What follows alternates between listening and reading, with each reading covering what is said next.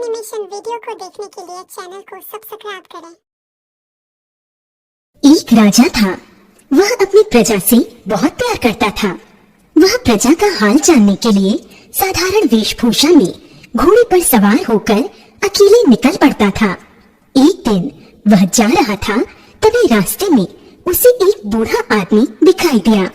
उसके बाल सफेद थे। राजा ने देखा कि वह रास्ते के कूड़े कचरे को हटा रहा है। उसे देखकर राजा रुक गया। बूढ़ा अपने काम में लगा रहा। राजा ने उससे पूछा, महाराज, आपकी उम्र क्या होगी? बूढ़े होकर भी आप इतना श्रम कर रहे हैं। बूढ़े आदमी ने उत्तर दिया, श्रीमान, मेरी उम्र केवल 5 वर्ष है। राजा ने उससे कहा, आपको शर्म आनी चाहिए। इतने बूढ़े होकर भी आप झूठ बोल रहे हैं। आपको 80 वर्ष से कम उम्र का कौन कहेगा? बूढ़ा राजा की बात सुनकर मुस्कुराया। उसने विनम्रता से उत्तर दिया, श्रीमान, आपका अनुमान ठीक है, किंतु मैंने 80 वर्षों में से 75 वर्ष बेकार गवा दिए। राजा ने पुनः उससे पूछा, वह कैसे?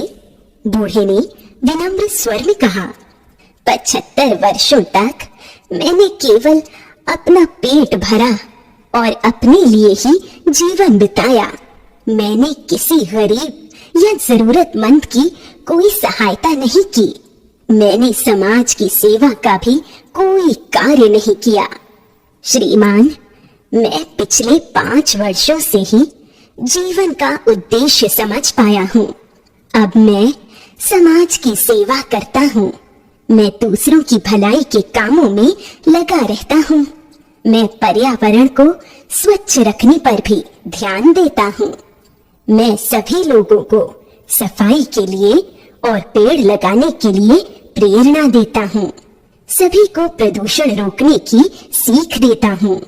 प्रदूषण से पर्यावरण बिगड़ जाता है और कई प्रकार की हानियां होती हैं।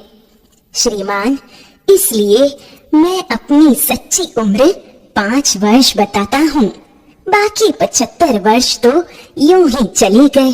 बूढ़े की बात सुनकर राजा ने अपना परिचय देकर उसकी प्रशंसा की। बच्चों, मनुष्य का जीवन अनमोल होता है। हमें इस बात को समझना चाहिए। हमें अपने जीवन में कोई भी अनुचित काम नहीं करना चाहिए। हमें अपने जीवन में त्याग, तपस्या और सेवा जैसे गुणों का समावेश कर